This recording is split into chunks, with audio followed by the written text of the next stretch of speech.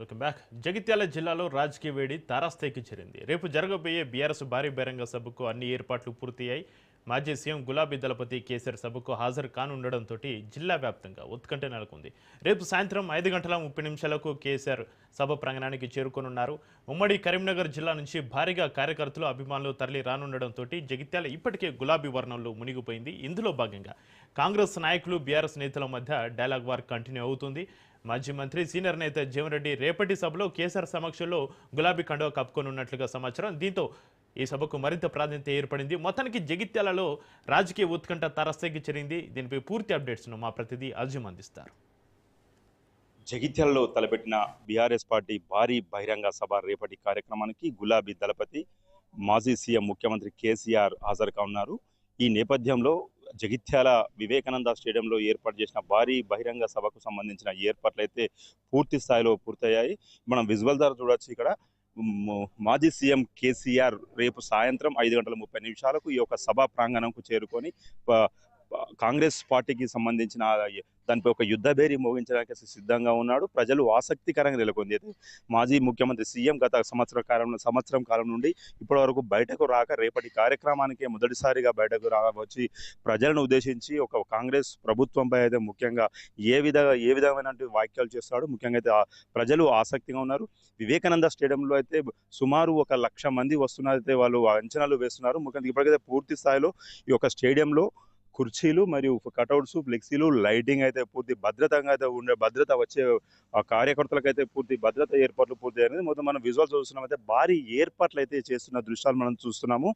ముఖ్యంగా చూస్తున్నైతే మాజీ మంత్రి జీవన్ రెడ్డి ఇటీవల కాంగ్రెస్ పార్టీకి రాజీనామా చేశాడు. రేపటి కేసీఆర్ సమక్షంలో బీఆర్ఎస్ పార్టీలో చేరడానికైతే ఒక వేదికను ఏర్పాటు చేశారు. అదే వేదికనైతే జగిత్యాల జైత్రయాత్రగా ఒక భారీ బహిరంగ సభను కూడా మలుచుకొని భారీగా 1,00,000 మంది, అంటే ముఖ్యంగా చూసుకుంటే ఉమ్మడి కరీంనగర్ జిల్లాలోని చొప్పదండి, కొరుట్ల, జగిత్యాల, అటు చూస్తే వేములవాడ, ధర్మపురి నియోజకవర్గం నుంచి పెద్ద సంఖ్యలో కార్యకర్తలను ఈ యొక్క సభకు తరలించి విజయవంతం చేసేందుకైతే చూస్తున్నారు. ఇదే కార్యక్రమంలో మాజీ మంత్రి జీవన్ రెడ్డి గారిని కూడా ఈ యొక్క కేసీఆర్ సమక్షంలో అయితే కండువా కప్పి పార్టీలోకి సాధారణంగా ఆహ్వానించేదిగా చూస్తున్నారు. ముఖ్యంగా చూసుకుంటే జగిత్యాలకు ఒక చరిత్ర ఉంది. జగిత్యాల నాడు భారతదేశంలోనే రైతాంగ సాయుధ పోరాటానికి ఒక పురుటిగడ్డగా ఉన్న జగిత్యాలను ఇప్పటి మాజీ ముఖ్యమంత్రి కేసీఆర్ గారు ఒక జగిత్యాల జైత్ర ద్వారా కదం తొక్కడానికైతే ఒక కాంగ్రెస్ ప్రభుత్వం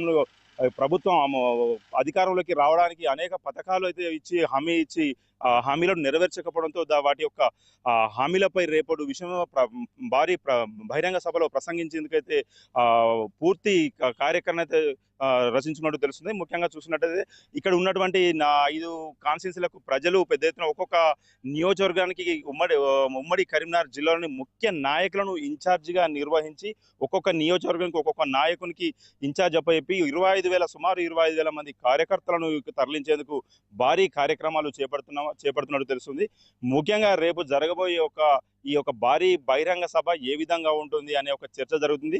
ముఖ్యంగా రాష్ట్రంలో ఎండలైతే తీవ్రంగా ఉన్నాయి. మరి ఇక్కడ జగిత్యాలలో అయితే ఒక రాజకీయ వేడి ఎక్కువగా మొదలైంది. ఇప్పటికీ ప్రతి కౌంటర్లకు ఇక్కడ ఉన్న మంత్రులు, నాయకులు ప్రతి కౌంటర్లు జరుగుతున్న నేపథ్యంలో జగిత్యాలలో ఒక ఉద్రిక్తత రాజకీయ వాతావరణం అయితే నెలకొందని చెప్పుకోవచ్చు. ముఖ్యంగా ఇప్పుడు చూస్తే నిన్న రోజు వచ్చేసి మా మాజీ మంత్రి కేటీఆర్, హరీష్ రావు వచ్చి చేసిన వ్యాఖ్యలకు మళ్ళీ కాసేపటి క్రితమే మంత్రి వడ్లూరి లక్ష్మణ్, ప్రభుత్వ వాది శ్రీనివాసు, స్థానిక ఎమ్మెల్యే డాక్టర్ సంజయ్లు అయితే కౌంటర్ ఇచ్చి ఒక ఉద్రిక్తత రాజకీయ వాతావరణం అయితే జగిత్యాలో ఈ సభను ఉద్దేశించి అయితే ప్రతి కౌంటర్ వేసుకునే విధంగా అయితే నెలకొందని చెప్పొచ్చు. ముఖ్యంగా రేపు సాయంత్రము భారీ బహిరంగ సభ అయితే నేపథ్యంలో అయితే భారీ ఏర్పాట్లు జరుగుతున్న దృశ్యాలు మనమైతే క్లియర్గా చూసాము.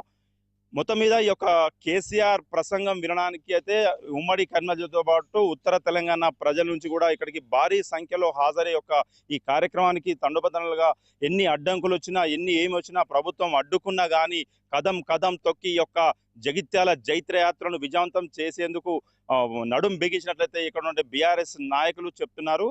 కెమెరామెన్ రవితో అజీం, రాజ్ న్యూస్, జగిత్యాల.